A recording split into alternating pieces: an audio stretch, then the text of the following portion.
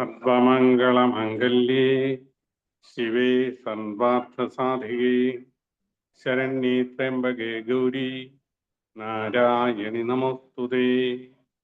ഓം ശുക്ലാംബരധരം വിഷ്ണും ശശിവർണം ചതുർഭുജം പ്രസന്നവദനം ധ്യായേത് സർവവിഘ്നോപശാന്തയേ. ഓം സരസ്വതി നമസ്തുഭ്യം വരദേ കാമരൂപിണി വിദ്യാരംഭം കരിഷ്യാമി സിദ്ധിർഭവതു may സദാ. ഓം ഗുരുർബ്രഹ്മ ഗുരുർവിഷ്ണു ഗുരുർദേവോ മഹേശ്വര ഗുരു സാക്ഷാത് പരബ്രഹ്മ തസ്മൈ ശ്രീ ഗുരവേ നമഃ. ഓം സഹനാവവതു സഹനൗ ഭുനക്തു സഹ വീര്യം കരവാവഹൈ തേജസ്വിനാവധീതമസ്തു മാ വിദ്വിഷാവഹൈ. ഓം ശാന്തി ശാന്തി ശാന്തി. ഹരി ഓം. എല്ലാ സജ്ജനങ്ങൾക്കും സസ്നേഹ പ്രണാമം. കൃഷ്ണമന്ദിർ നയിക്കുന്ന ശ്രീ ലളിതാ സഹസ്രനാമത്തിന്റെ അർത്ഥചിത്രമാണ് നമ്മളുടെ പ്രിയങ്കരനായ ശ്രീനിവാസൻ പന്തലിങ്കൽ ഇപ്പോൾ നയിക്കുന്നത്. ലളിതാ സഹസ്രനാമ പഠന ക്ലാസ്സിലേക്ക് എല്ലാ സജ്ജനങ്ങളെയും സസ്നേഹം സ്വാഗതം ചെയ്യുന്നു. ക്ലാസ് നയിക്കുന്നതിന് ശ്രീ ശ്രീനിവാസനെ സ്നേഹാദരപൂർവം സ്വാഗതം ചെയ്യുന്നു. നമസ്തേ മാഷേ. നമസ്കാരം തിരുവേണി. എല്ലാവർക്കും നമസ്കാരം. സദാശിവസമാരംഭാം ശങ്കരാചാര്യമധ്യമാം അസ്മദാചാര്യപര്യന്താം വന്ദേ ഗുരുപരമ്പരാം. ഓം സർവമംഗളമാംഗല്യേ ശിവേ സർവാർത്ഥസാധികേ ശരണ്യേ ത്രംബകേ ഗൗരി നാരായണി നമോസ്തുതേ. ഓം ഓം ശ്രീമാത്രേ നമഃ. എല്ലാവർക്കും നമസ്കാരം.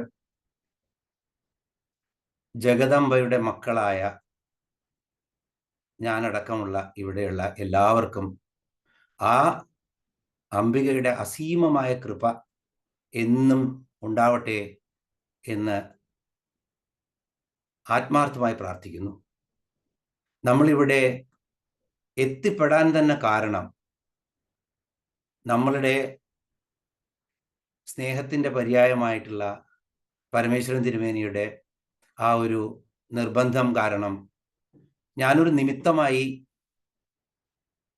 ലളിതാ സഹസ്രനാമത്തിൻ്റെ വളരെ ഗഹനമായിട്ടുള്ള തലങ്ങളിലേക്ക് നമ്മൾ പ്രവേശിക്കുമ്പോൾ അത് എത്രമാത്രം ദേവി എനിക്ക് തോന്നിക്കും എന്നൊന്നും നമുക്ക് പറയാൻ പറ്റില്ല.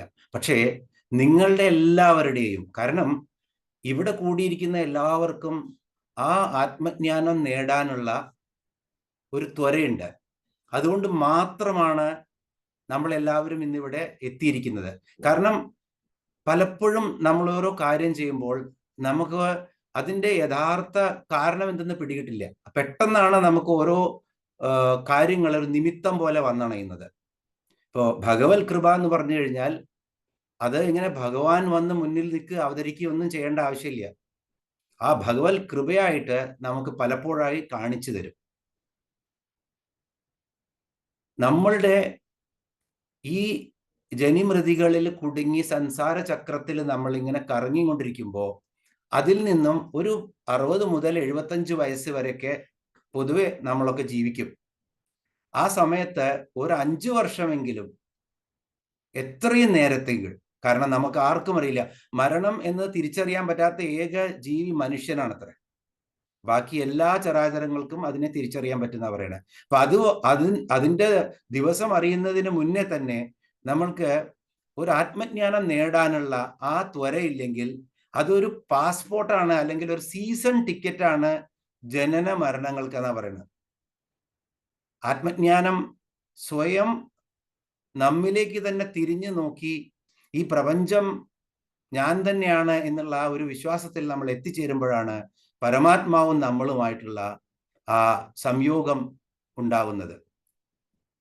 അത് സംഭവിക്കാത്തിടത്തോളം കാലം ഒരു സീസൺ ടിക്കറ്റാണ്. സീസൺ ടിക്കറ്റ് എടുത്തു കഴിഞ്ഞാൽ എന്നും പോണം വരണം, എന്നും പോണം വരണം, തിക്കും തിരക്കും തള്ളും എല്ലാം കൊണ്ട്. പക്ഷെ ഒരു നിമിഷം നമ്മൾ അതിനെ ചിന്തിച്ച് അതിനുവേണ്ടി നമ്മൾ പ്രയത്നിച്ചു കഴിഞ്ഞാൽ ഒരുപക്ഷെ 1-2 ജന്മങ്ങൾക്കകം നമുക്കും ആ ആത്മജ്ഞാനം കിട്ടിയെന്ന് വരും. ഒരുപക്ഷെ ഈ ഒരു വേള തന്നെ ആയിരിക്കും, ഈ ഒരു ജന്മത്തിൽ തന്നെ ആയിരിക്കും നമ്മൾ എല്ലാവരും ഒത്തുകൂടിയിരിക്കുന്ന ഇവിടെ അത് കണ്ടെത്താനുള്ളത്. അപ്പോ ഈ സഹസ്രനാമം നമ്മൾ പലപ്പോഴും വായിക്കുന്നുണ്ട്. നമ്മൾ വളരെ വിശദമായിട്ട് തന്നെ സഹസ്രനാമം ഉണ്ടാവാനുള്ള കാരണവും ഈ ലളിതാ സഹസ്രനാമം, ലളിതാ ത്രിപുര സുന്ദരിയുടെ ഉദ്ഭവത്തിന്റെ കാരണവും ഒക്കെ നമ്മൾ കൃത്യമായിട്ട് അറിഞ്ഞു. അശാന്തി നിറഞ്ഞ ലോകത്തിന് ശാന്തി കൊടുക്കാൻ വേണ്ടി അഗസ്ത്യമുനി പ്രാർത്ഥിച്ചതും ഹയഗ്രീവൻ പ്രത്യക്ഷപ്പെട്ട് സഹസ്രനാമം കൊടുത്തതെല്ലാം നമ്മൾ കണ്ടു. അപ്പോൾ നമ്മൾ എന്തിനാണ് ഇവിടെ കൂടിയിരിക്കുന്നത്? നമ്മൾ അറിയാതെ തന്നെ നമ്മളിവിടെ സഹസ്രനാമത്തിന്റെ അർത്ഥം അറിയാം, എന്നാൽ കുറച്ചും കൂടി എനിക്ക് വിവരം കിട്ടും. ഇതല്ല നമ്മളെ ഇവിടെ എത്തിച്ചിരിക്കുന്നത്.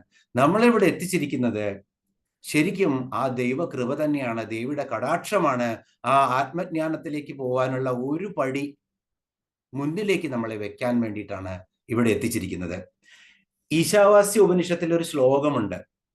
ഓം ഹിരൺമയേന പാത്രേണ സത്യാസ്യാഭിഹിതം മുഖം തത്വം പൂഷണ്ണപാവൃണൗ സത്യധർമായ ദൃഷ്ടയേ. ഇത് ശുക്ലയജുർവേദം,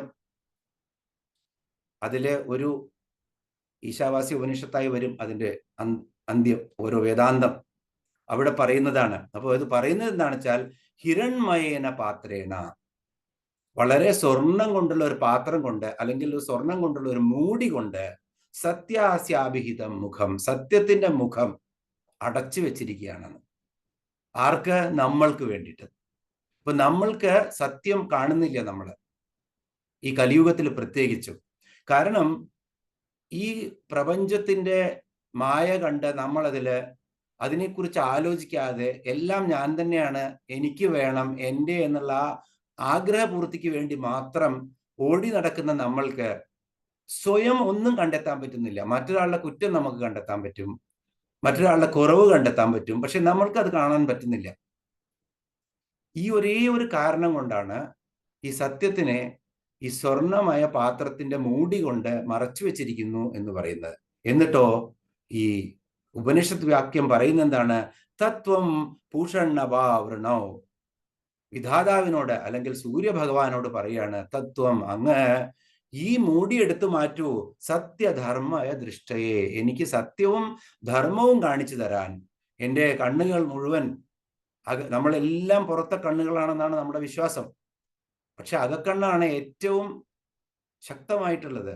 അത് നമ്മൾ അടച്ചു വെച്ചിരിക്കുകയാണ്. ആ പുറത്തെ കണ്ണ് മാത്രം കണ്ട് ഇതിനെ ഈ മൂടി മാറ്റിയിട്ട് എനിക്ക് സത്യവും ധർമ്മവും കാണിച്ചു തരൂ എന്നാണ് പറയുന്നത്. ഇവിടെ നമ്മൾ ഒരു കവിതയുണ്ട് വയലാറിന്റെ, പലരും ഒരു നാടകഗാനമായിട്ട് അത് കേട്ടിട്ടുണ്ടായിരിക്കും.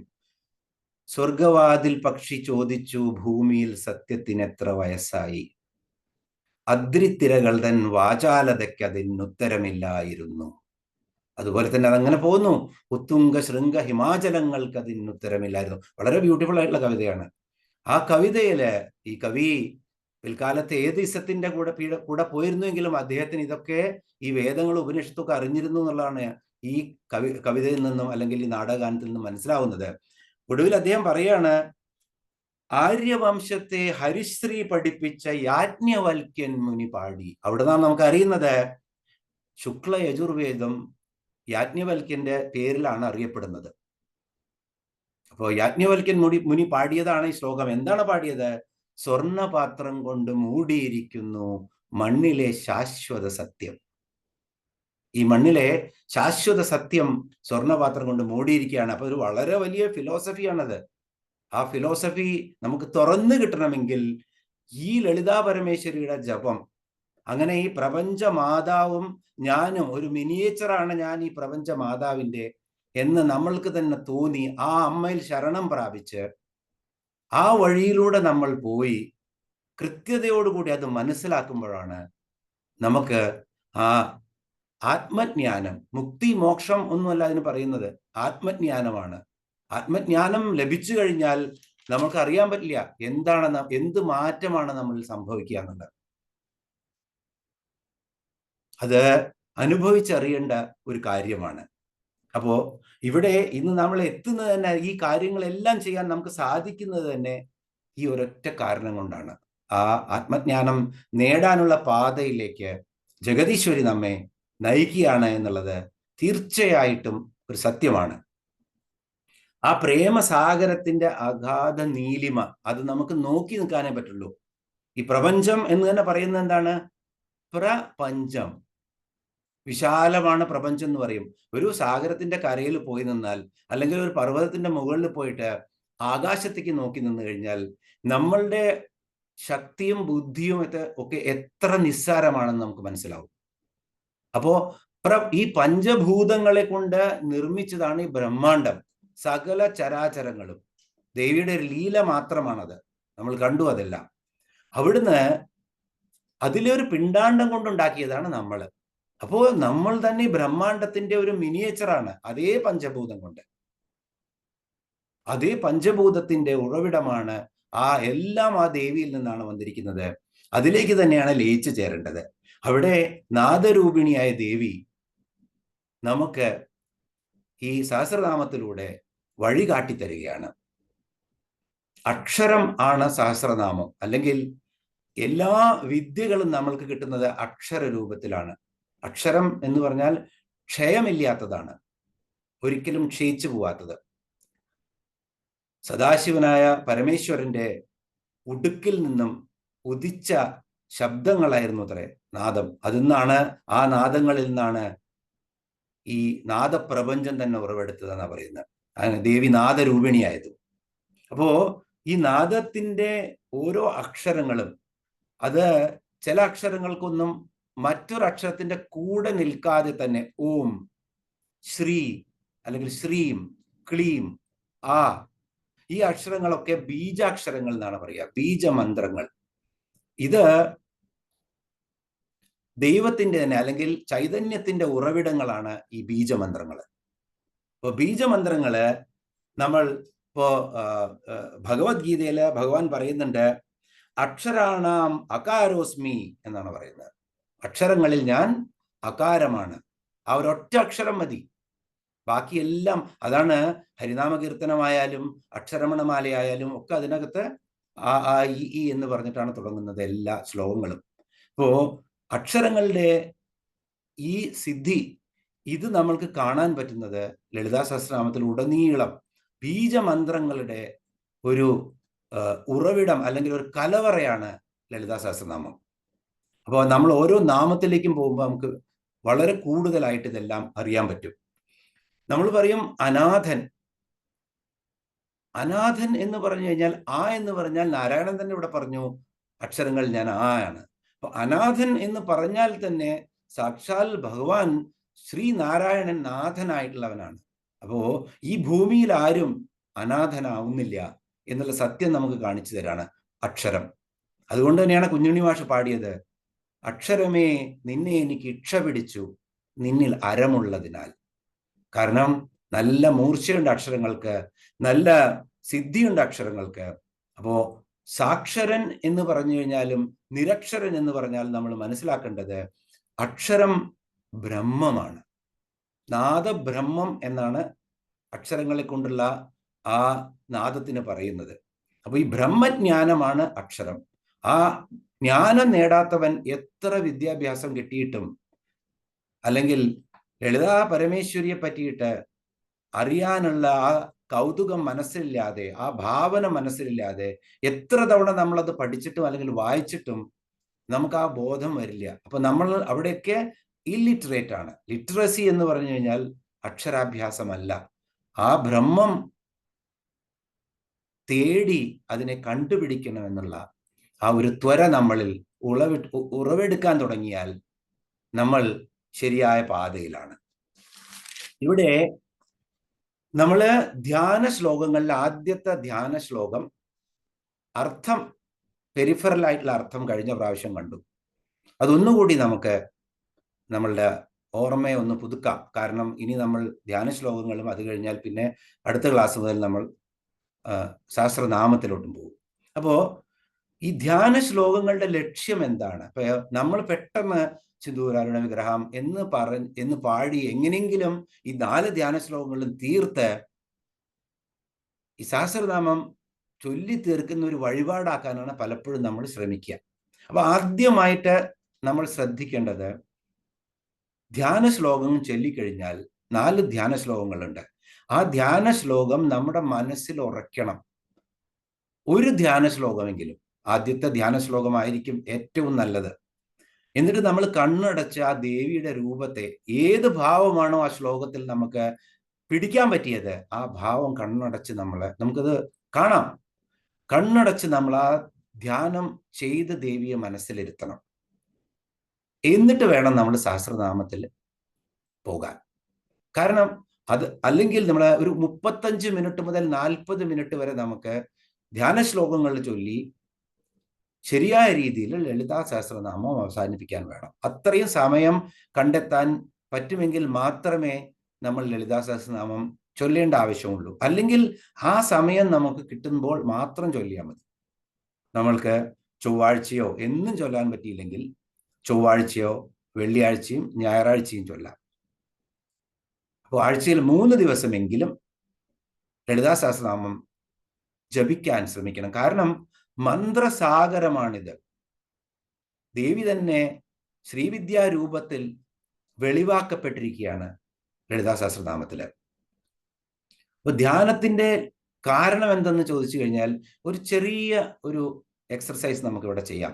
എവിടെയാണോ നിങ്ങൾ ഇരിക്കുന്നത് അവിടെ ഒരു നിമിഷ നേരം ഒന്ന് വൃത്തിയായി ഇരുന്ന് കണ്ണടയ്ക്കൂ. ഒരു 1 മിനിറ്റ് എനിക്ക് വേണം. എല്ലാവരും ഒന്ന് കണ്ണടയ്ക്കൂ. കണ്ണടച്ചു അല്ലെ? കണ്ണടച്ചതിന് ശേഷം നിങ്ങളുടെ വീട്ടിലിരിക്കുന്ന ഫ്രിഡ്ജ്, അടുക്കളയിലായിരിക്കും മിക്കവാറും, ആ ഫ്രിഡ്ജിനെ കാണൂ മനസ്സിൽ. ആ ഫ്രിഡ്ജിന്റെ അടുത്തേക്ക് നടന്ന് നിങ്ങൾ എത്തുന്നു. വാതിൽ തുറക്കുന്നു ഫ്രിഡ്ജിന്റെ. അപ്പൊ ആ ദീപ്തമായിട്ടുള്ള ആ ചെറിയ വെളിച്ചം കാണാനുണ്ട്. കുറച്ച് ചുവന്ന നിറമുള്ള വെളിച്ചമാണ്. അത് തുറന്ന് നിങ്ങൾ നോക്കുന്നു. ആ തണുപ്പ് നിങ്ങൾ അനുഭവപ്പെടുന്നു. ഇപ്പോൾ അത് അനുഭവപ്പെടും. ആ അനുഭവത്തിൽ നിങ്ങൾ അവിടെ ഇരിക്കുന്ന ഒരു ചെറുനാരങ്ങ എടുക്കുന്നു. നല്ല തണുപ്പുണ്ട് ആ ചെറുനാരങ്ങയ്ക്ക്. അതുപോലെ തന്നെ അതിന് നല്ല പഴുത്ത് നല്ല മഞ്ഞ നിറമാണ്. അതിനെ ഒന്ന് മണത്ത് നോക്കുന്നു. അപ്പൊ നല്ലൊരു മണം. മുല്ലപ്പൂ കൂടി ഫ്രിഡ്ജിലുണ്ടെങ്കിൽ ഒരു കല്യാണ വീട്ടിൽ ചെന്ന പോലത്തെ ഒരു മണം. ആ മണം എല്ലാം ആസ്വദിച്ചതിന് ശേഷം പതുക്കെ അടുക്കളയിലേക്ക് പോയി ഒരു കത്തിയെടുത്ത് ആ ചെറുനാരങ്ങയെ 2 പാതിയായി മുറിച്ചു എല്ലാവരും. എന്നിട്ട് പതുക്കെ നമ്മുടെ ചുണ്ടിന്റെ അടുത്തോട്ട് കൊണ്ടുപോകുന്നു. വായ പൊളിച്ച് ഇറ്റിറ്റായിട്ട് ആ തണുത്ത ചെറുനാരങ്ങയുടെ നീര് തുള്ളി തുള്ളിയായി നമ്മുടെ നാവിൽ വീഴുന്നു. ആ സ്വാദ് ഒന്ന് ആലോചിച്ച് നോക്കൂ. അത് വീണുകൊണ്ടിരിക്കുകയാണ്. ഇനി കണ്ണു തുറന്നോളൂ. എനിക്ക് ഉറപ്പാണ് നിങ്ങളുടെയൊക്കെ വായില് ധാരാളം ഉമിനീര് വന്ന് കാണും.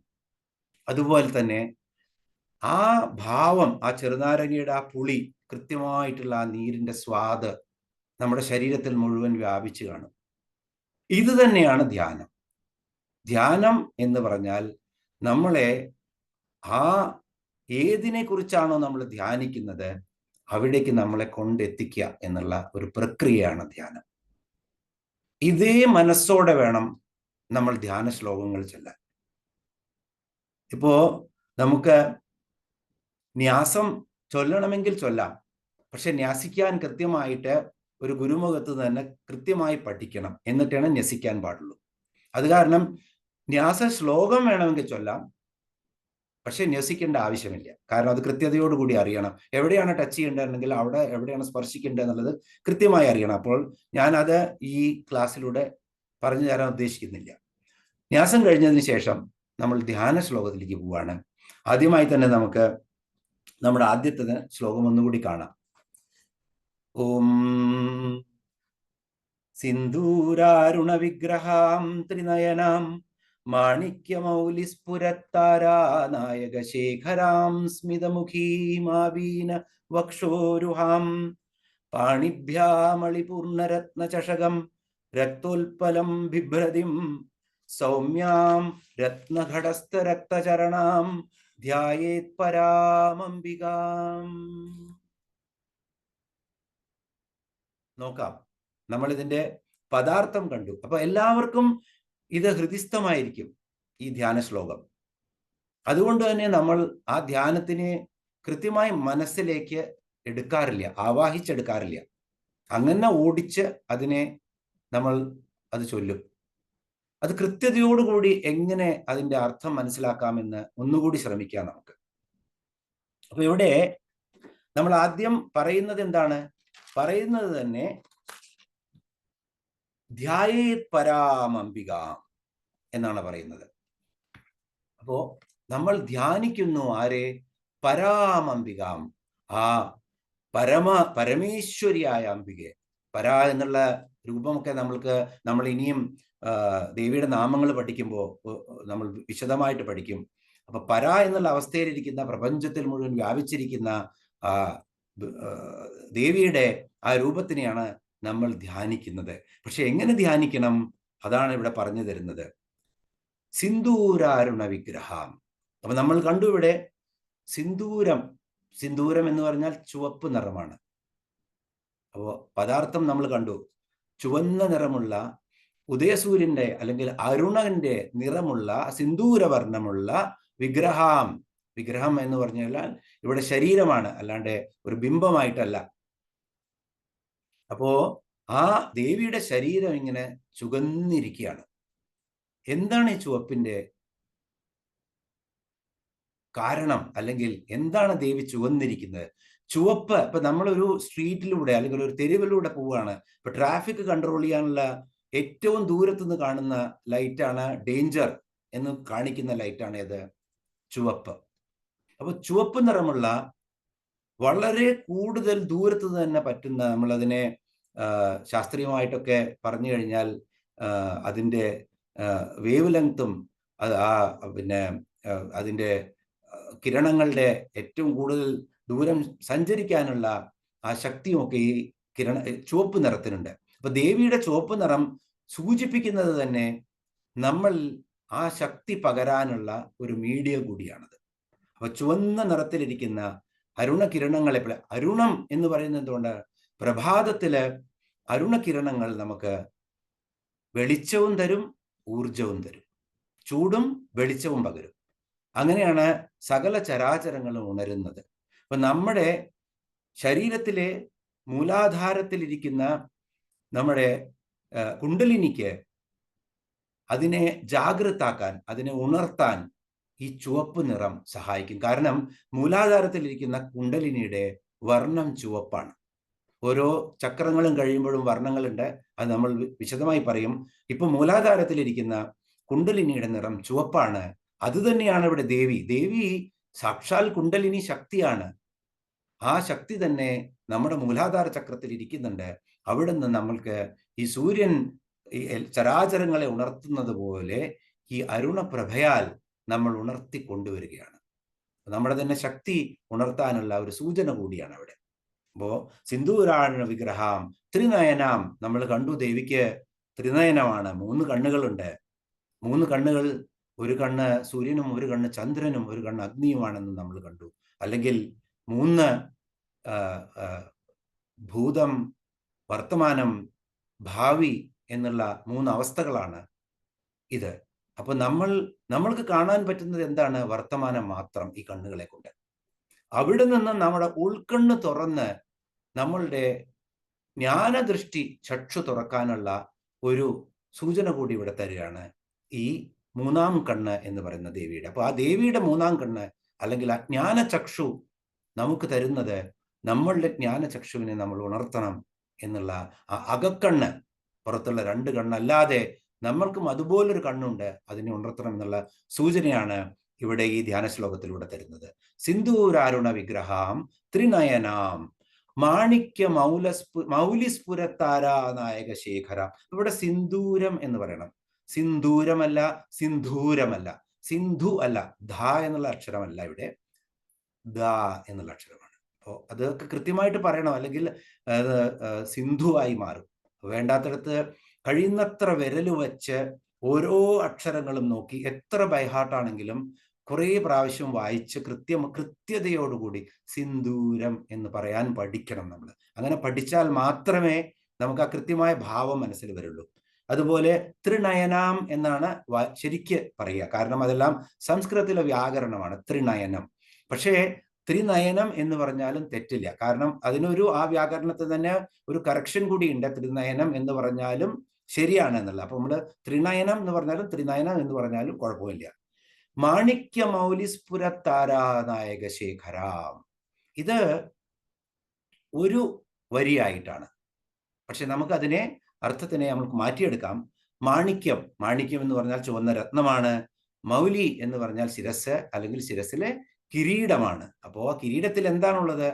ചുവന്ന രത്നങ്ങളാണ്. വീണ്ടും ദേവിയുടെ രാജ്ഞിയാണ് എന്നുള്ള സൂചനയാണ് നമുക്ക് തരുന്നത്. അപ്പോ ദേവി മഹാറാണിയാണ്. ആദ്യത്തെ നാമം തന്നെ ശ്രീമാതാ ശ്രീ മഹാരാജ്ഞി എന്നാണ്. അപ്പോ ഇവിടെ ഈ ധ്യാന ശ്ലോകത്തിൽ തന്നെ നമ്മളോട് പറയുന്നുണ്ട്, സകല ചരാചരങ്ങളെയും ഭരിച്ച് വാണരുളുന്ന രാജ്ഞിയാണ്, എംപ്രസ് ആണ് ആര്? ദേവി, ഈ ലളിതാ പരമേശ്വരി. അപ്പോ ആ ലളിതാ പരമേശ്വരിയുടെ മൗലിയിലെ കിരീടത്തിൽ ധാരാളം ചുവന്ന രത്നങ്ങളുണ്ട്, മാണിക്യമുണ്ട്. ആ മാണിക്യത്തിന്റെ കൂടെ എന്താണുള്ളത്? സ്ഫുരത്ത് താരാനായക ശേഖരാം. അപ്പോ ബ്രഹ്മാണ്ടത്തിലെ എല്ലാ താരകളുടെയും നായകനാണ് ചന്ദ്രൻ. ചന്ദ്രൻ, അർദ്ധചന്ദ്രന്റെ കലയുണ്ട് എവിടെ? ദേവിയുടെ മസ്തകത്തിലെ, അല്ലെങ്കിൽ ആ കിരീടത്തില്. അതങ്ങനെ ശോഭിക്കുകയാണ്. മാണിക്യ മൗലിസ്ഫുരത്ത് താരാനായക ശേഖരാം. അതിങ്ങനെ സ്ഫുരിച്ചുകൊണ്ടിരിക്കുകയാണ്, വളരെ നന്നായി ശോഭിച്ചുകൊണ്ടിരിക്കുകയാണ്, തിളങ്ങിക്കൊണ്ടിരിക്കുകയാണ് ആ അർദ്ധചന്ദ്രൻ. ചന്ദ്രൻ എന്തിനെയാണ് സൂചിപ്പിക്കുന്നത്? നമ്മൾ പറയും ജനിക്കുന്ന സമയത്ത് ചന്ദ്രന് ശക്തിയില്ലെങ്കിൽ മനസ്സിന്റെ ബലം കുറയുമെന്ന്. അപ്പൊ പിന്നെ ചന്ദ്രന്റെ മോതിരമൊക്കെ അണിയാൻ പറയും, അതിൻ്റെ മോത്തി എന്നാണ് പറയുന്നത്. ഇതൊക്കെ പറയാനുള്ള കാരണം ചന്ദ്രൻ നമ്മളുടെ എല്ലാവിധ എല്ലാ മനസ്സിന്റെ എല്ലാ വികാരങ്ങളെയും കൺട്രോൾ ചെയ്യുന്ന, നിയന്ത്രിക്കുന്ന ഒരു വലിയ ശക്തിയാണ് ചന്ദ്രൻ. സാഗരങ്ങൾ പോലും ചന്ദ്രന്റെ ശക്തി പൗർണമിക്കും അമാവാസിക്കും നിറഞ്ഞ് കവിയുന്നതും, അല്ലെങ്കിൽ തിരമാലകൾ കൂടുന്നതും, വേലിയേറ്റവും വേലിയിറക്കവും ഉണ്ടാവുന്നതും നമുക്കറിയാം. അതുപോലെ ഇത്രയും വലിയൊരു സാഗരത്തിനെ ചന്ദ്രന് ആകർഷിക്കാൻ പറ്റുമെങ്കിൽ നമ്മളുടെയൊക്കെ മനസ്സ് 70% ജലമാണ് നമ്മുടെ ശരീരത്തില്. ആ ശരീരത്തിലെ എത്രമാത്രം ചന്ദ്രൻ ആകർഷിക്കാൻ പറ്റും. അപ്പോ നമ്മളുടെ ഈ ചന്ദ്രൻ കാണിക്കുന്നത് ആ ശീതാംശു ഇവിടെ വളരെ ഒരു ശാന്തത നമ്മൾക്ക് തരാൻ വേണ്ടിയിട്ടുള്ള ഒരു കാരണം കൂടിയാണ് ഇവിടെ ആ ദേവിയുടെ കിരീടത്തിലുള്ള ചന്ദ്രൻ സൂചിപ്പിക്കുന്നത്. മാണിക്യ മൗലിസ്ഫുരത്താരാനായക ശേഖരാം.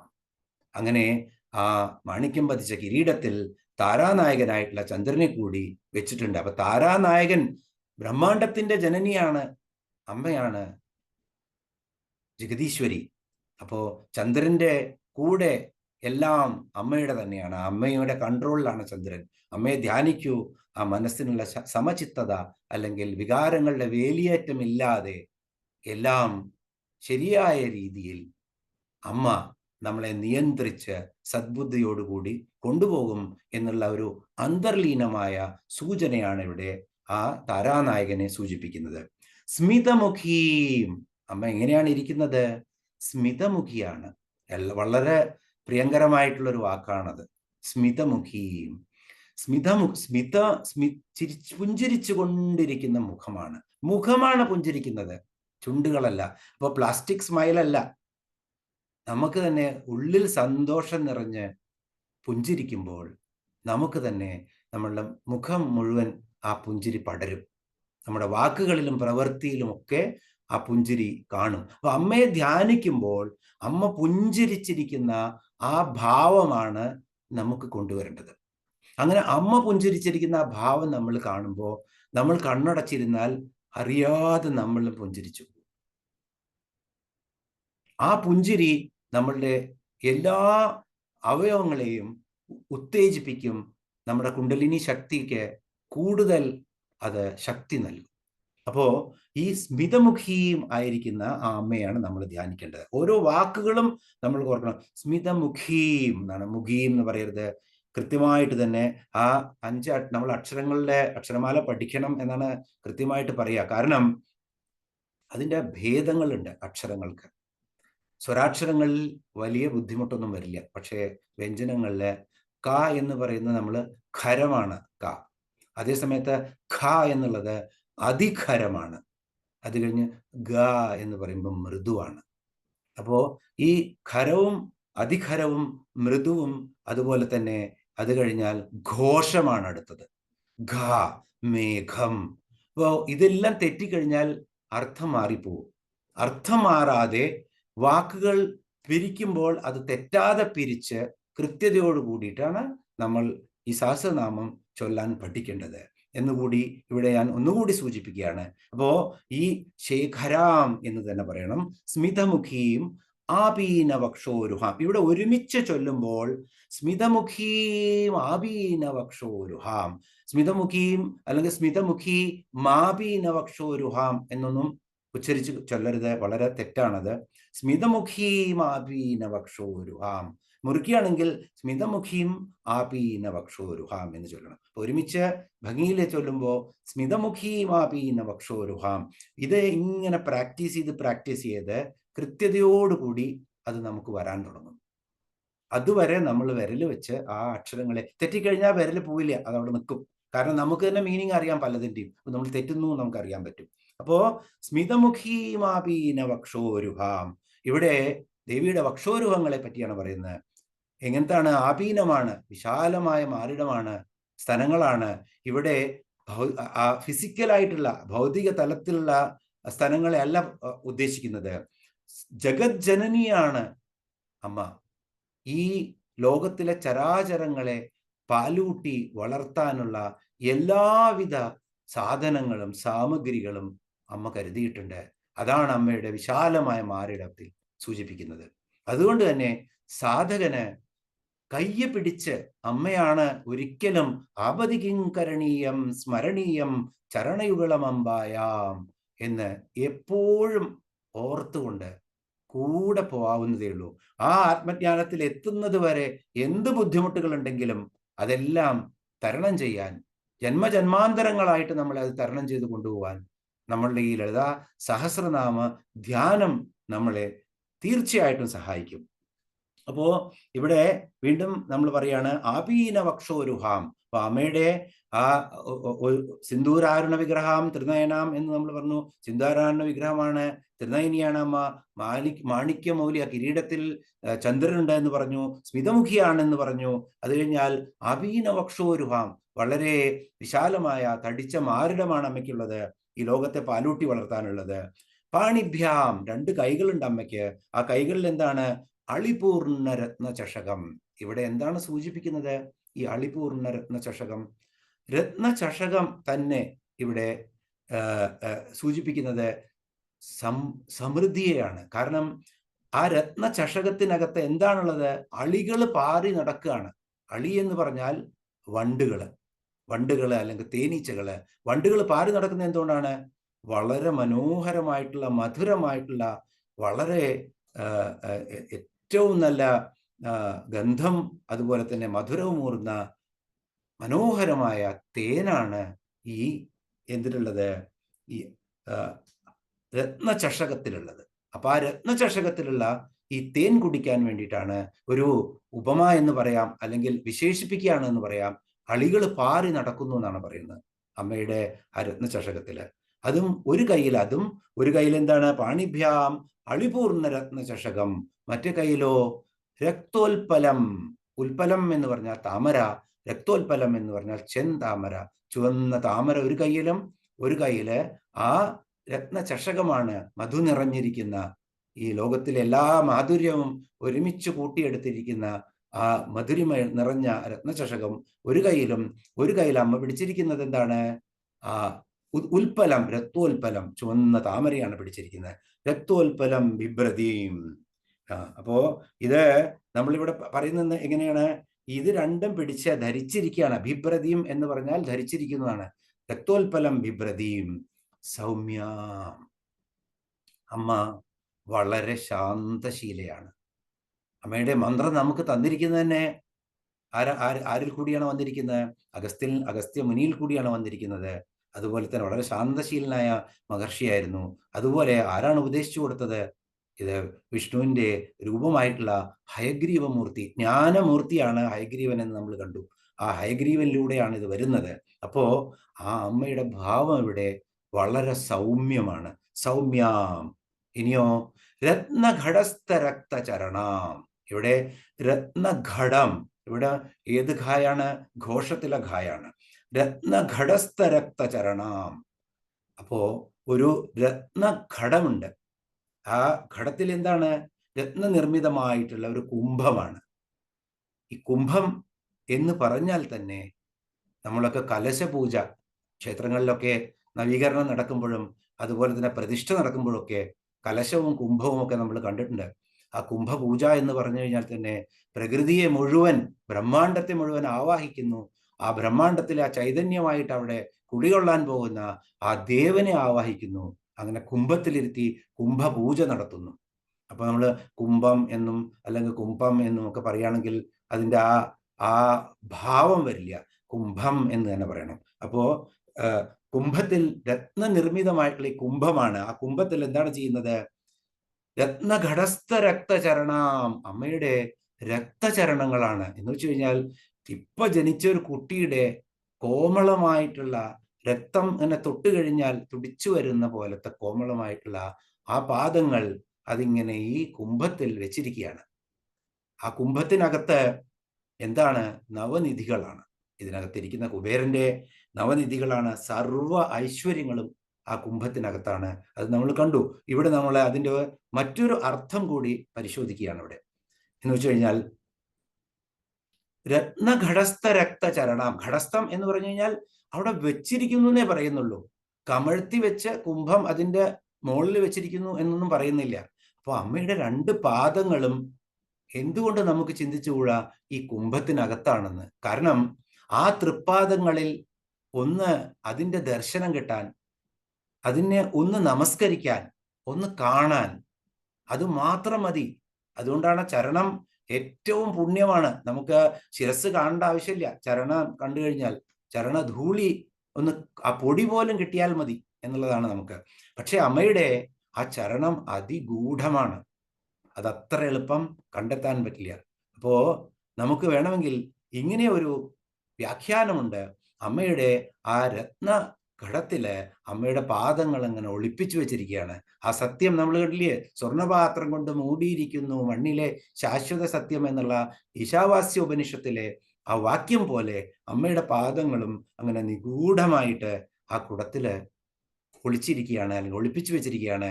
അതിനെ കിട്ടണമെങ്കിൽ ധ്യാനത്തിലൂടെ അമ്മയെ നമ്മുടെ മനസ്സിൽ കൊണ്ടുവരണം എന്നുള്ളൊരു സൂചന കൂടി ഇവിടെയുണ്ട്. അപ്പൊ നവനിധികളാണ് അതിലുള്ളത്. ഈ കുംഭം തന്നെ വളരെ വിശിഷ്ടമായിട്ടുള്ള ഒന്നാണ്. ഈ ബ്രഹ്മാണ്ടം തന്നെ കുംഭരൂപത്തിലാണ് എന്നാണ് പറയുന്നത്. അതിൽ കാല് വെച്ച് ഒളിപ്പിച്ചു വെച്ചിരിക്കുന്ന, അല്ലെങ്കിൽ ആ രത്നനിധിയെ അങ്ങനെ അമ്മ എല്ലാം അമ്മയുടെ കാൽ കീഴിലാണ്. ഈ ലോകത്തെ സർവസമ്പത്തും എന്ന് വേണമെങ്കിൽ നമുക്ക് വ്യാഖ്യാനിക്കാം. മഹാപത്മനിധി, പത്മനിധി, കുബേരന്റെ നിധികളൊക്കെ ശംഖനിധി, അതുപോലെ തന്നെ മകരനിധി, കച്ഛപനിധി, മുകുന്ദനിധി, അത് കഴിഞ്ഞാൽ കന്ദനിധി, നീലനിധി, ഖർവനിധി, ഇങ്ങനെ അനശ്വരങ്ങളായിട്ടുള്ള ഒരുപാട് ഈ നിധികൾ മുഴുവൻ, സർവ ഐശ്വര്യങ്ങളും അങ്ങനെ അമ്മയിൽ ഇരിക്കുകയാണ്. ആ അമ്മയെ നമുക്ക് ധ്യായേത് പരാമംബികാം. ഒന്നുകൂടി നോക്കാം. സിന്ദൂരാരുണ വിഗ്രഹാം ത്രിനയനാം മാണിക്യമൗലിസ്ഫുര താരാനായക ശേഖരാം സ്മിതമുഖീമാവീനവക്ഷോരുഹാം പാണിഭ്യാം അളി പൂർണ്ണരത്നചഷകം രക്തോൽപ്പലം ബിഭ്രതിം സൗമ്യാം രത്നഘടസ്ഥ രക്തചരണാം ധ്യായേത് പരാമംബികാം.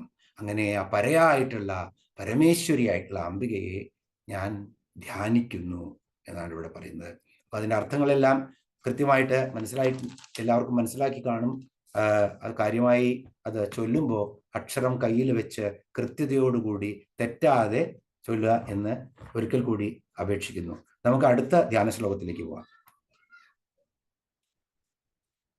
ധ്യായേത് പത്മാസനസ്ഥാം വികസിതവദനാം പത്മപത്രായതാക്ഷീം ഹേമാഭാം പീതവസ്ത്രാം കരകലിതലസദ്ധേമ പത്മാവരാംഗിം സർവാലങ്കാരയുക്താം സതതമഭയദാം ഭക്തനമ്രാം ഭവാനീം ശ്രീവിദ്യാം ശാന്തമൂർത്തിം സകലസുരനുതാം സർവസമ്പത്പ്രദാത്രിം. ഇവിടെ അമ്മയുടെ മറ്റൊരു രൂപമാണ് ധ്യാനിക്കുന്നത്. 4 രൂപവും ഇതൊരു ചടങ്ങാണ്. അപ്പൊ 4 നമ്മൾ ധ്യാനിക്കും. ഏത് രൂപമാണ് നമ്മുടെ മനസ്സിൽ നമുക്ക് പ്രതിഷ്ഠിക്കാൻ പറ്റുന്നത്, ആ രൂപം ഈ ശ്ലോകങ്ങൾ കഴിഞ്ഞാൽ നമ്മൾ കണ്ണടച്ച് ഒരു 2 മിനിറ്റ് ധ്യാനിച്ച് മനസ്സിൽ കൊണ്ടുവരണം. അതിനുശേഷമാണ് നമ്മൾ സഹസ്രനാമത്തിലേക്ക് പ്രവേശിക്കാൻ പാടുള്ളൂ. അപ്പൊ ഇവിടെ എന്താണ് നമ്മൾ കാണുന്നത്? ധ്യായേത് പത്മാസനസ്ഥാം. ഇവിടെ ഈ എല്ലാ മന്ത്രങ്ങളും നമ്മൾ അല്ലെങ്കിൽ ഈ ശ്ലോകങ്ങൾ നമ്മൾ ഉച്ചരിക്കുമ്പോൾ കൃത്യതയോടുകൂടി നമ്മൾ ഇത് ചെയ്യണം എന്ന് നമ്മൾ കണ്ടു. ഇവിടെ ധ്യായേത് എന്നാണ്. അപ്പോ ധ്യായേത്, ദായേത് എന്ന് പറയരുത്, ധ്യായേത് പത്മാസനസ്ഥാം. എന്താണ് ഞാൻ ധ്യാനിക്കുന്നത്? ധ്യായേത് എന്ന് പറഞ്ഞാൽ ഞാൻ ധ്യാനിക്കുന്നു. എന്താണ് ധ്യാനിക്കുന്നത്? പത്മാസനസ്ഥാം. അപ്പൊ നേരത്തെ നമ്മൾ കണ്ടത് അമ്മയെ കണ്ടു നമ്മൾ. ഇപ്പൊ അമ്മ എങ്ങനെ കാണുന്നത്? പത്മാസനസ്ഥാം. അമ്മ പത്മം എന്ന് പറഞ്ഞാൽ താമര. താമര ആസനമാക്കിയിട്ട് അമ്മ ഇരിക്കുകയാണ്. ഇവിടെ മറ്റൊരർത്ഥത്തിൽ പറഞ്ഞാൽ പത്മാസന സ്ഥിതിയാണ് അമ്മ. യോഗാസനങ്ങളിലെ ഒരാസനമാണ് പത്മാസനം. അങ്ങനെ യോഗ അതിനെക്കുറിച്ചൊക്കെ പറയുകയാണെങ്കിൽ അത് മന്ത്രശാസ്ത്രങ്ങളില് ഓരോ ആസനത്തിന് എങ്ങനെയാണ് എന്നൊക്കെ അതിൻ്റെയൊക്കെ പ്രാധാന്യമുണ്ട്. നമുക്കിവിടെ അമ്മയുടെ രൂപം മാത്രം ധ്യാനിച്ചാൽ മതി. അപ്പോ ധ്യായേത് പത്മാസനസ്ഥാം, പത്മാസനത്തിലിരിക്കുന്ന അല്ലെങ്കിൽ പത്മത്തിലിരിക്കുന്ന ആ അമ്മയെ ഞാൻ ധ്യാനിക്കുന്നു. ഇനി എങ്ങനെയുള്ള അമ്മയാണത്? വികസിതവദനാം. നേരത്തെ എന്താണ് കണ്ട്? പുഞ്ചിരി മുഖം ആയിരുന്നു പുഞ്ചിരിച്ചിരുന്നത്. ഇപ്പോ വികസിതവദനാം. അമ്മയുടെ മുഖം, അങ്ങനെ മുഖപത്മം എങ്ങനെയാണ്? വികസിച്ചിരിക്കുകയാണ്. കാരണം നന്നായി അമ്മ കാരുണ്യം ചൊരിഞ്ഞ് അങ്ങനെ പ്രസാദിച്ചിരിക്കുകയാണ്. അതുകൊണ്ടാണ് അമ്മയുടെ വദനം വികസിച്ചിരിക്കുന്നത്. ധ്യായേത് പത്മാസനസ്ഥാം, ഞാൻ ധ്യാനിക്കുന്നു. വികസിതവദനാം, പുഞ്ചിരി കൊണ്ട് സന്തോഷം പൂണ്ട മുഖത്തെ ഞാൻ ധ്യാനിക്കുന്നു. പിന്നെയോ പത്മപത്രായതാക്ഷിം. പത്മപത്രം എന്ന് പറഞ്ഞാൽ താമര ഇതള് അല്ലെങ്കിൽ താമരയില, താമര ഇതള് ഇങ്ങനെ വിരിഞ്ഞ് ഇരിക്കുന്ന താമരയില പോലെ വിരിഞ്ഞിരിക്കുന്ന ആ ആയുധങ്ങളാണ്. ആയുധം എന്ന് പറഞ്ഞാൽ നീണ്ടത്, വിടർന്നത് എന്നൊക്കെയാണ്. ഇത് അക്ഷിം, അമ്മയുടെ കണ്ണുകള് പത്മപത്രത്തിനെ പോലെ, ആയുധം പോലെ നീണ്ട് വിടർന്നതാണ്. ആ കണ്ണുകൾ അങ്ങനെ വിശാലമായി ഇരിക്കുകയാണ്. അപ്പോ ധ്യായേത് പത്മപത്ര ധ്യായേത് പത്മാസനസ്ഥാം വികസിതവദനാം പത്മപത്രായതാക്ഷിം.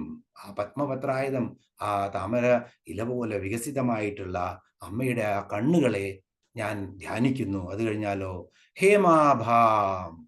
ഇവിടെ അമ്മ സ്വർണ്ണവർണ്ണമാണ്. സ്വർണത്തിന്റെ ചുവപ്പാണ് ഇവിടെ അമ്മയ്ക്ക്.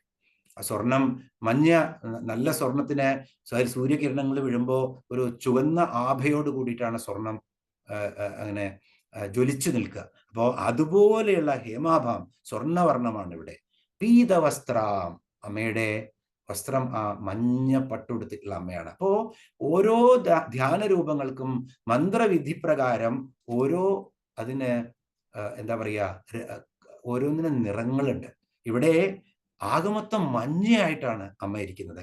ഹേമാഭാം പീതവസ്ത്രാം കരകലിത ലസദ്. ഇവിടെ പലപ്പോഴും നമ്മള് തെറ്റിപ്പോവും ഇത് ചൊല്ലുമ്പോ. അപ്പൊ കരകലിത ലസദ് അത് പറയുമ്പോ അത് കഴിഞ്ഞിട്ടോ ഹേമ പത്മാവരാംഗിം. അപ്പോ എഴുതിയിരിക്കുന്നത് എങ്ങനെയായിരിക്കും? ഒരുമിച്ച് ചൊല്ലുമ്പോ കരകലിത ലസദ്ധേമ. കാരണം ത എന്നും ഹ എന്നും ഒരുമിച്ച് വരുമ്പോ സംസ്കൃതത്തില് ധേ എന്ന് ആയിട്ട് അതിനെ ഉപയോഗിക്കും. അപ്പോ കലിത ലസത് ഹേമ പത്മാവരാങ്ക്യം.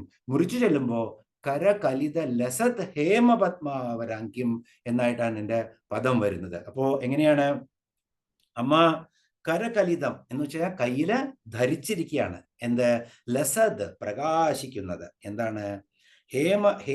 ഹേമപത്മ, ഒരു സ്വർണ്ണ താമരയാണ് അമ്മയുടെ കയ്യിലുള്ളത്. അപ്പോ സ്വർണം പോലെ ശോഭിച്ചിരിക്കുന്ന ഒരു താമരയാണ്. കഴിഞ്ഞ രൂപത്തിൽ എന്താണ് നമ്മൾ കണ്ടത്?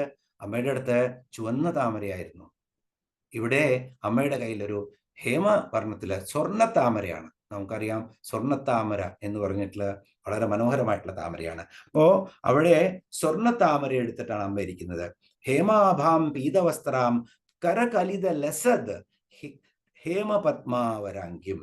ഇവിടെ അങ്ങനെ ആ പത്മത്തെ അങ്ങനെ അമ്മ വരാങ്ക്യം, അതുപോലെ തന്നെ അമ്മ അടുത്ത വിശേഷമാണ് അമ്മയുടെ ശ്രേഷ്ഠമായ അംഗങ്ങളോട് കൂടിയവൾ. അപ്പൊ ഓരോ രൂപവും നമ്മുടെ മനസ്സിൽ വരണം.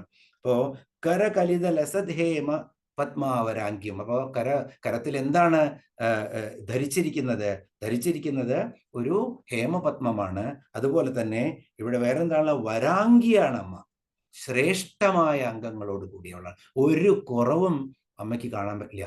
ലോകത്തിലുള്ള എല്ലാ സൗന്ദര്യങ്ങളും മാതൃരൂപത്തിൽ സമന്വയിപ്പിച്ചിട്ട് വശിന്യാദി ദേവതകളോട്, വാഗ്ദേവതകളുടെ 8 രൂപം തന്നെയാണ് വശിന്യാദി ദേവതകളെ, അവരോട് അമ്മ തന്നെ പറഞ്ഞ് എന്നെ പറ്റി സഹസ്രനാമം രചിക്കൂ എന്ന് പറഞ്ഞ് ആ വാഗ്ദേവതകൾ അത് അമ്മയുടെ അടുത്ത് തന്നെ ഇരുന്ന എല്ലാ ഭംഗികളും ആസ്വദിച്ച് അതുപോലെ എഴുതി അമ്മയ്ക്ക് വായിച്ച് കേൾപ്പിച്ചു കൊടുത്തതാണ്, അവതരിപ്പിച്ച് കേൾപ്പിച്ചു കൊടുത്തതാണ് ഈ സഹസ്രനാമം. അതാണ് അഗസ്ത്യനിലൂടെ നമുക്ക് കിട്ടുന്നത്. അപ്പോ ഇവിടെ ആ വശിന്യാദി വാഗ്ദേവതകൾക്കറിയാം വരാങ്കിയാണ്. സകല സർവ സൗന്ദര്യത്തിന്റെയും ഒരംഗങ്ങൾക്കും ഒരു കുറവുമില്ലാത്ത ആ രൂപമാണ് നമ്മുടെ ധ്യാനത്തിൽ വരുന്നത്. ഏറ്റവും സുന്ദരമായിട്ടുള്ള വരാങ്ക്യം.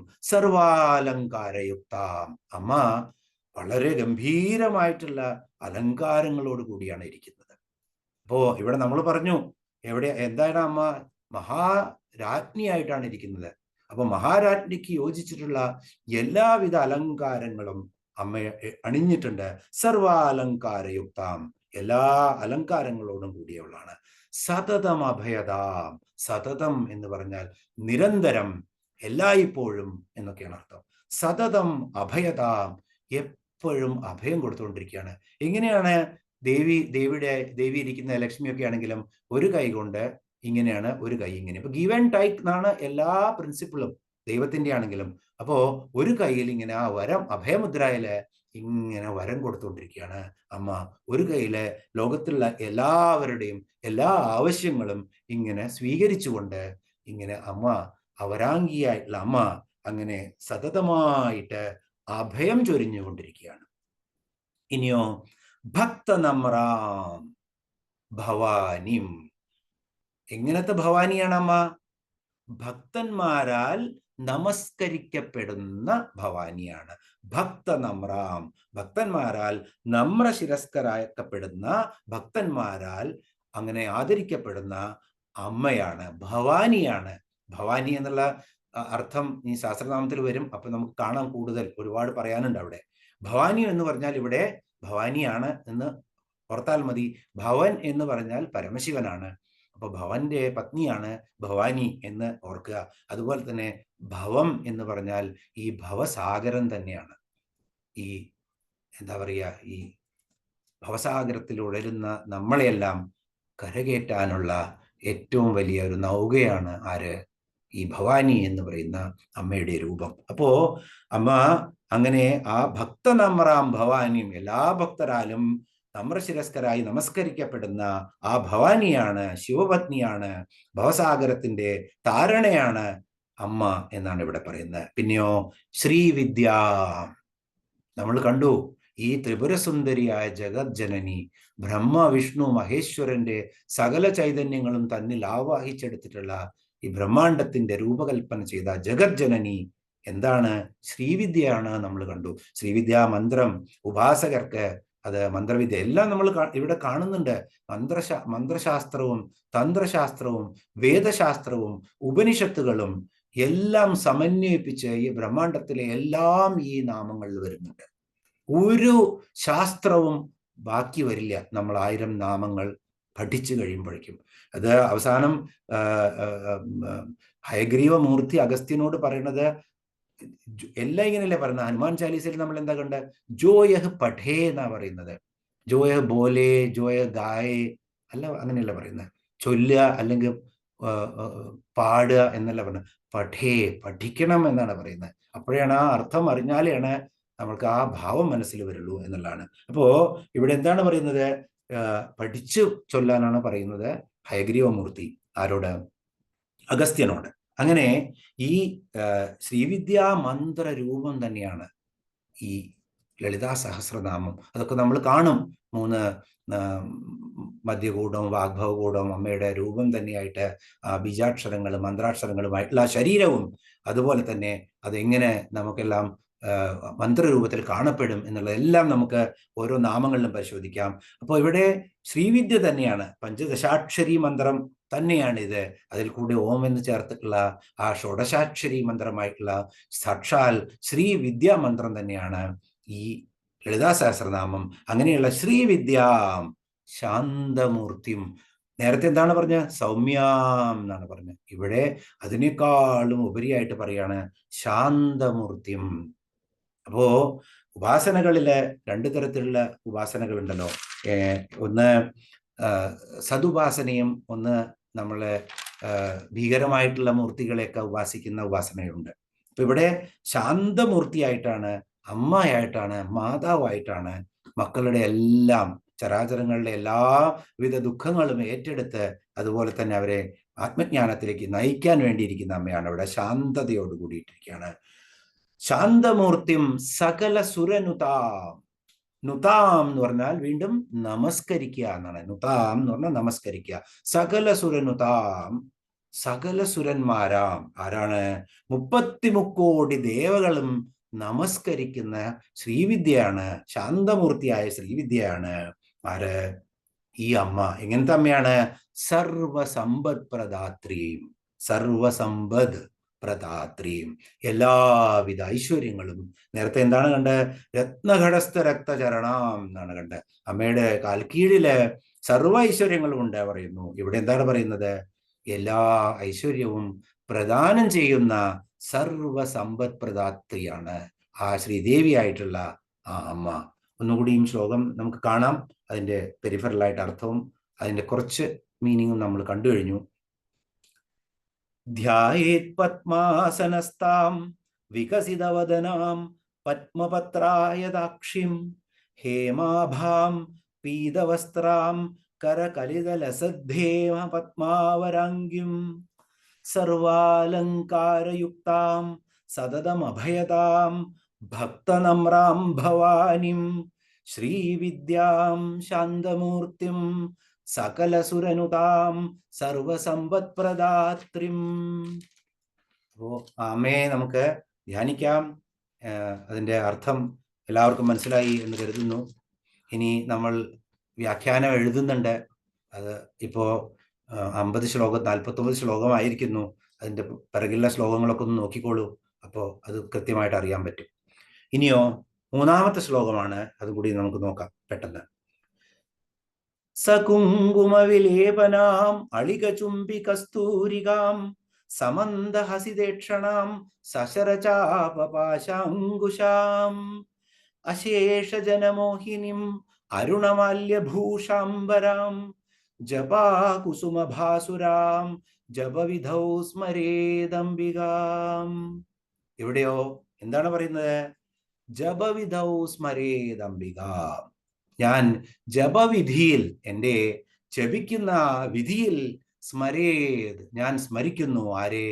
അംബികയെ, ഈ ജഗജ്ജനനിയായ സർവേശ്വരിയായ അംബികയെ എൻ്റെ ജപവിധിയിൽ, ഈ ധ്യാനത്തിൽ, അല്ലെങ്കിൽ ജപിക്കുന്നതിന്, ഈ സഹസ്രനാമം ജപിക്കുന്നതിന് മുമ്പുള്ള ഈ ധ്യാനത്തിൽ ഞാൻ എന്ത് ചെയ്യുന്നു? സ്മരേത്, സ്മരിക്കുന്നു. ജപവിധൗ സ്മരേത് അംബികാം, ഞാൻ സ്മരിക്കുന്നു. എങ്ങനത്തെ അംബികയാണ്? സകുങ്കുമവിലേപനാം. നമ്മൾ കണ്ടു അമ്മയുടെ വർണ്ണം തന്നെ എങ്ങനെയാണ്? സകുങ്കുമാണ്. അത് ചുമന്ന നിറമാണ്. ഇവിടെയും ആ കുങ്കുമം ഉണ്ടാക്കാൻ ഒരു പ്രോസസ്സ് തന്നെയുണ്ട്. കുങ്കുമം ഉണ്ടാക്കുക എന്ന് പറഞ്ഞു കഴിഞ്ഞാൽ മഞ്ഞളും അതുപോലെ തന്നെ ആനുപാതികമായിട്ടുള്ള മറ്റുള്ള കാര്യങ്ങളൊക്കെ ചേർത്ത് അത് ഉണ്ടാക്കി അത് ചന്ദ്രന്റെ നിലാവിലാണ് ഉണക്കിയെടുക്കാത്രേ. അപ്പോ അമ്മ കുങ്കുമച്ചാറ് തന്നെയാണ് നമുക്ക് പറയാം, ഏറ്റവും നല്ല കുങ്കുമ പുഷ്പത്തിന്റെ ചാറ് തന്നെയാണ് എന്ന് നമുക്ക് ഇവിടെ അറിയാം. ആ സകുങ്കുമ വിലേപനം ശരീരത്തിൽ മുഴുവൻ വിലേപിച്ചിട്ടുണ്ട് എന്ന് നമുക്ക് വേണമെങ്കിൽ പറയാം. അല്ലെങ്കിൽ അമ്മയുടെ ഫലമാണ് നമ്മൾ കാണുന്നത്. അതുകൊണ്ട് അമ്മയുടെ നെറ്റിത്തടത്തില് സകുങ്കുമ വിലേപനം, നല്ലോണം കുങ്കുമച്ചാറ് നല്ലവണ്ണം ഭംഗിയായിട്ട് തേച്ചിട്ടുണ്ട്. നല്ല സുഗന്ധിയാണത്, നല്ല ഭംഗിയുണ്ട്. സകുങ്കുമ വിലേപന, അങ്ങനെ അത് ലേപനം ചെയ്തിട്ടുണ്ട്. ഇനിയോ അളിക ചുംബി കസ്തൂരിക. അളികം എന്ന് പറഞ്ഞാൽ നെറ്റിത്തടം. അപ്പോ നേരത്തെ കണ്ട അളിയും ഇപ്പോഴത്തെ അളികവും തമ്മിൽ വ്യത്യാസമുണ്ട്. അപ്പോൾ തെറ്റായ രീതിയിൽ പലരും അങ്ങനെ പറഞ്ഞിട്ടും കേട്ടിട്ടും ഒക്കെ ഉണ്ട്. ഞാൻ അതുപോലെയല്ല. അളിക ചുംബി കസ്തൂരിക. അളിക ചുംബി, ചുംബിക്കുക എന്ന് പറഞ്ഞാൽ ഒരു മാതാവ് തൻ്റെ കുട്ടിയെ ചുംബിക്കുക എന്ന് പറഞ്ഞാൽ മൃദുലമായിട്ടാണ് ചുംബിക്കുന്നത്. അപ്പൊ എങ്ങനെയാണ് ആ കസ്തൂരി തിലകം എങ്ങനെയാണ് ഇരിക്കുന്നത്? കസ്തൂരികാം എന്ന് പറഞ്ഞാൽ കസ്തൂരി തിലകമാണ്. കസ്തൂരിമാനിന്റെ മൃഗനാഭി വിശേഷക എന്ന് അമ്മയ്ക്കൊരു പേരുണ്ട്. അപ്പോ പറഞ്ഞു തരാം അതിനെ കുറിച്ചിട്ട്. അപ്പോൾ അളിക ചുംബി കസ്തൂരിക, ആ കസ്തൂരി തിലകം, അങ്ങനെ ഈ കുങ്കുമ ലേപനമുണ്ട്, അതിലിടയ്ക്ക് ആ കസ്തൂരി തിലകം അങ്ങനെ വ്യക്തമായിട്ടുള്ള ഒരു ഇരുണ്ട വർണ്ണമാവും ഇത്ര കസ്തൂരി തിലകത്തിന്. അത് ശോഭിക്കുകയാണ്. അത് എങ്ങനെയാണ്? അളിക ചുംബി, ആ നെറ്റിത്തടത്തിന് ഇങ്ങനെ ചുംബിച്ചിരിക്കുന്നുവോ എന്ന പോലെ മൃദുലമായിട്ട് ആ പിന്നെ കുങ്കുമം ലേപനം ചെയ്ത നെറ്റിത്തടത്തില് ആ കസ്തൂരി തിലകം അങ്ങനെ ശോഭിക്കുകയാണ്. എങ്ങനെ? ആ ചുംബിച്ചുകൊണ്ടിരിക്കുന്ന പോലെ അത്രയും മൃദുലമായിട്ട്. സമന്ത ഹസിദേക്ഷണം. അപ്പൊ ഇവിടെ അമ്മയ്ക്ക് പുഞ്ചിരി ഇല്ലാത്ത, ആരോടെങ്കിലും ദേഷ്യം വന്ന പോലെ അങ്ങയുടെ സഹസ്രനാമം ജപിക്കുക. ആദ്യത്തെ ശ്ലോകത്തിൽ കണ്ടു നമ്മള് സ്മിതമുഖിയും എന്ന് കണ്ടു നമ്മള്. അത് കഴിഞ്ഞ് അമ്മ പുഞ്ചിരിച്ചിട്ട് വദനം സ്മേരമാണെന്ന് കണ്ടു നമ്മള്. അത് കഴിഞ്ഞ് നമ്മൾ ഇപ്പൊ കാണുന്നത് എന്താണ്? സമന്ദഹസിദേക്ഷണം.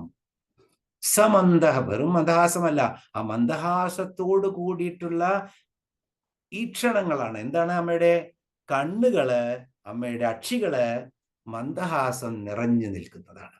നമ്മൾ പുഞ്ചിരിക്കുമ്പോ നമ്മൾക്ക് ആ ഹൃദയത്തിൽ നിന്നും വരുന്ന പുഞ്ചിരി നമ്മുടെ കണ്ണുകളിൽ ഇങ്ങനെ സ്ഫുരിക്കും, പ്രതിഫലിക്കും. അപ്പൊ അതാണ് ഇവിടെ സമന്ദഹസിദേക്ഷണം എന്നാണ് പറയുന്നത്. അപ്പോ ആ കുങ്കുമച്ചാർ ലേപനം ചെയ്ത നെറ്റിയും നെറ്റിത്തടവും അതിനകത്ത് ചേർന്നിരിക്കുന്ന ആ കസ്തൂരി തിലകവും അതുപോലെ മന്ദഹാസത്തോടു കൂടിയിട്ടുള്ള സമന്ദഹസിദേക്ഷണം, മന്ദഹാസം മുറ്റി നിൽക്കുന്ന ആ കണ്ണുകളും. അത് കഴിഞ്ഞാലോ സചര ശാപ പാശാങ്കുശാം. നേരത്തെ നമ്മൾ എത്ര കണ്ട്? അമ്മയുടെ ആദ്യത്തെ ശ്ലോകത്തിൽ 2 കൈകളെയാണ് കണ്ടത് നമ്മൾ. ഇപ്പൊ നമ്മൾ കാണുന്നതോ 4 കൈകളാണ്. സ ശരചാപ പാശ അങ്കുശ. ഇതും വളരെ ആദ്യത്തെ ശ്ലോകത്തിൽ അമ്മയുടെ വർണ്ണന വരുമ്പോൾ വളരെ ഗംഭീരമായിട്ട് പറയേണ്ടി വരും. അപ്പോൾ ഇതിനെക്കുറിച്ചൊക്കെ നമ്മൾ രാഗസ്വരൂപ പാശാഢ്യ ക്രോധാകാരം അങ്കുശോജല എന്ന് പറയുമ്പോൾ രാഗസ്വരൂപമായിട്ടുള്ള പാശത്തെ പറ്റിയിട്ടും അങ്കുശത്തെ പറ്റിയിട്ടും ഒക്കെ നമ്മൾ വിശദീകരിക്കും. ഇപ്പോ ഇത്രയും മനസ്സിലാക്കിയാൽ മതി. 4 കൈകളുള്ള അമ്മയുടെ രൂപമാണ്. അതിനകത്ത് അമ്പുണ്ട്, വില്ലുണ്ട്, കയറുണ്ട്, തോട്ടിയുണ്ട്, ചതുർബാഹുവാണ് അമ്മയ്ക്ക്. എല്ലാവരും പറയും ചിലപ്പോൾ 2, ചിലപ്പോൾ 4. അത് കഴിഞ്ഞ് രാവണന് 10 തല, ദശരഥൻ എന്ന് പറഞ്ഞു കഴിഞ്ഞാൽ 10 ദിക്കിലേക്ക് തേരോടിക്കുന്നു. നമ്മളുടെ കണ്ണുകൾ എത്ര പരിമിതമാണ്, എത്ര വിശാലമാണ് ഈ ലോകം എന്ന് നമുക്ക് ഇതെല്ലാം എത്ര സയൻസ് എന്ത് കണ്ടുപിടിച്ചാലും കൃഷ്ണൻ അർജുനോട് പറയാണ്, അർജുനനെ എനിക്ക് വിശ്വരൂപം കാണിച്ചു തരൂ എന്ന് പറഞ്ഞപ്പോ എന്നിൽ നീ നോക്കൂ എന്നാ പറയുന്നത്. നിനക്ക് മുഴുവൻ രൂപവും ഞാൻ കാണിച്ചു തരാം എന്ന് പറഞ്ഞു ഓരോന്നും കാണിച്ചു കൊടുക്കുകയാണ്. പക്ഷെ അത് കാണാനുള്ള ശക്തി അർജുനൻ ഉണ്ടായിരുന്നില്ല. അർജുനൻ ആ നിലയിലേക്കൊന്നും എത്തിയിട്ടില്ല. എത്രയോ യോഗിമാർക്ക്, എത്രയോ മുനിവര്യന്മാർക്ക്, രാമകൃഷ്ണ പരമഹംസരെ പോലെയും ശങ്കരാചാര്യരെ പോലെയും ആളുകൾക്ക് പ്രത്യക്ഷമായിട്ട് ഈ രൂപങ്ങളൊക്കെ കാണിച്ചു കൊടുത്തതാണ്. യശോദയ്ക്ക് വായില് ബ്രഹ്മാണ്ടം കാണിച്ചു കൊടുത്തപ്പോൾ ബോധം കെട്ടുപോയി. ദുര്യോധനന് എത്ര നികൃഷ്ടമായിട്ട് ചിന്തിച്ചിട്ടാണ് പാശം കൊണ്ട് കെട്ടിയിടാൻ ചെന്നപ്പോഴും കാണിച്ചു കൊടുത്തു തൻ്റെ വിശ്വരൂപം. കണ്ടിട്ട് മതിയായില്ലേ എന്ന് ഭീഷ്മർ ചോദിക്കുന്നുണ്ട് അത്രേ. ബോധം കെട്ട് വീഴും. അങ്ങനെ കെട്ടെല്ലാം വഴിയും. അതിനുശേഷം കൃഷ്ണൻ പോവും അവിടുന്ന്. അപ്പോ ചോദിക്കുന്നുണ്ട്, മതിയായില്ലേ നിനക്ക് ഇപ്പോന്ന്. ഓ, അതൊരു മായാവിയുടെ മായാജാലമാണെന്നാണ് ഭാഗവതത്തില്, അല്ല ഇതിൽ പറയുന്നത്, മഹാഭാരതത്തിൽ പറയുന്നത് ദുര്യോധനൻ. അപ്പോ അവിടുന്ന് പഠിക്കുന്നില്ല. ഇതുപോലെ ഓരോ രൂപങ്ങളും നമ്മൾക്ക് കാണണമെങ്കിൽ നമ്മൾ ഈ ലോകത്തുണ്ടോ? ഈ ലോകത്ത് നമ്മൾ കാണാത്ത സാധനങ്ങളുണ്ടോ? ജീവികളുണ്ടോ? കടലിന്റെ അടിയിലൊക്കെ എത്ര ജീവജാലങ്ങളാണ്. അതിൻ്റെയൊക്കെ സിദ്ധികൾ എന്താണെന്ന് നമുക്ക് അറിയാൻ പോലും പറ്റില്ല. ഒന്ന് രണ്ടായി മുറിഞ്ഞു കഴിഞ്ഞാൽ പൂർണ്ണതയോടുകൂടി 2 ജീവികളാവും. 4ആയി മുറിഞ്ഞാൽ 4 ജീവികളാവും. അങ്ങനത്തെ സിദ്ധികളുള്ള ജീവികളുണ്ട്. അപ്പൊ നമ്മളൊന്നും ഒന്നുമല്ല. നിങ്ങളും ഞാനും ഉണ്ടെങ്കിൽ ഇതെല്ലാം ഉണ്ട്. പക്ഷെ അവിടെ എത്തണമെങ്കിൽ ഈ കണ്ണുകൾ പോരാ. ആ കണ്ണുകൾ, അകക്കണ്ണുകൾ തുറക്കണം എന്നുള്ളതാണ്. അപ്പോ ആ സശര ചാപപാശാങ്കുശാം, അത് കഴിഞ്ഞ് അങ്ങനെ 4 കൈകളിലേക്കാണ് അരുണമാല്യ ഭൂഷാംബരാം. ഇവിടെ അരുണമാല്യമാണ്, ചുവന്ന പൂക്കളോട് കൂടിയിട്ടുള്ള. അപ്പോൾ നമുക്ക് പറയാം ചെമ്പരത്തി പൂവായിരിക്കാം. ചുവന്ന പൂക്കളോട് കൂടിയിട്ടുള്ള മാലയാണ്. ഭൂഷാംബരാം, ഭൂഷോജ്വലാം എന്നുകൊണ്ട്, ചിലയിടത്ത് ഭൂഷാംബരം ഉണ്ട്. അമ്പരം എന്ന് പറഞ്ഞാൽ വസ്ത്രമാണ്. അപ്പൊ ചുവന്ന വസ്ത്രവുമുണ്ട്, ചുവന്ന പുഷ്പങ്ങളോടുള്ള മാലയുമുണ്ട് അമ്മയ്ക്ക്. ജപാകുസുമ ഭാസുര. ജപാകുസുമം എന്താണ്? ജപാകുസുമം ചെമ്പരത്തിപ്പൂവ്, ചുവന്ന ചെമ്പരത്തിക്കാണ് ജപാകുസുമം എന്ന് പറയുന്നത്. നമുക്കറിയാം ദേവീക്ഷേത്രങ്ങളിലൊക്കെ നമ്മള് നിറയെ ചെമ്പരത്തി കൊണ്ടുള്ള പൂവാണ് അമ്മയ്ക്ക് കെട്ടുക, വിളക്കും മാലയും ചേർക്കുമ്പോൾ. നമ്മുടെ വീട്ടിലും വെള്ളിയാഴ്ചയും ഞായറാഴ്ചയും ഒക്കെ നമ്മൾ ധാരാളം ചെമ്പരത്തി കിട്ടുമെങ്കിൽ അമ്മയ്ക്ക് പൂജിക്കാൻ വെക്കും, പ്രിയമാണത്. അപ്പോ ജപാകുസുമ ഭാസുര, അങ്ങനെ ഭാസുര എന്ന് പറഞ്ഞാൽ ശോഭിക്കുന്നവൾ. ആ ഉജ്ജ്വലമായ ജപാകുസുമത്തിന്റെ വർണ്ണത്തോടെ ശോഭിക്കുന്നവളായിട്ടുള്ള ആ അമ്മയെ എങ്ങനെയാണ്? ജപവിധൗ സ്മരേദംബിക, എൻ്റെ ഈ ജപത്തിൽ ധ്യാനത്തിൽ ഞാൻ ധ്യാനിക്കുന്നു എന്ന് പറയുന്നു. ഇവിടെ വെച്ച് നമുക്ക് നിർത്താം. കാരണം നമ്മൾക്ക് ഇനിയും ഈ ശ്ലോകം ഒന്നുകൂടി കാണാനുണ്ട്. നമ്മൾ 4ാമത്തെ ശ്ലോകം അടുത്ത ക്ലാസ്സിൽ കാണുമ്പോൾ ഈ ശ്ലോകം കൂടി കാണാം. ഓം ശ്രീമാത്രേ നമഃ. ഓം. തിരുമേനി. ഹരി ഓം.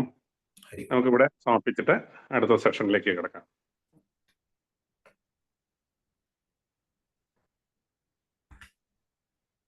സർവേ സുഖിനഃ സന്തു, സർവേ സന്തു നിരാമയാഃ, സർവേ ഭദ്രാണി പശ്യന്തു, മാ കശ്ചിത് ദുഃഖഭാഗ് ഭവേത്.